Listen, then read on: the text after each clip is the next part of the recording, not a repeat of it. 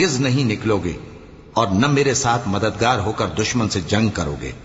تم پہلی دفعہ بیٹھ رہنے سے خوش ہوئے تو اب بھی پیچھے رہنے والوں کے ساتھ بیٹھے رہو، اور اے پیغمبر ان میں سے کوئی مر جائے تو کبھی اس کے جنازے پر نماز نہ پڑھنا اور نہ اس کی قبر پر جا کر کھڑے ہونا۔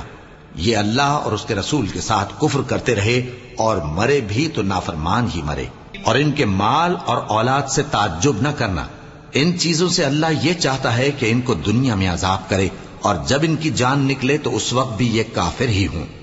اور جب کوئی صورت نازل ہوتی ہے کہ اللہ پر ایمان لاؤ اور اس کے رسول کے ساتھ ہو کر جہاد کرو، تو جو ان میں دولت مند ہیں وہ تم سے اجازت طلب کرتی ہیں اور کہتے ہیں کہ ہمیں تو رہنے ہی دیجئے کہ ہم بیٹھ رہنے والوں کے ساتھ ہو جائیں۔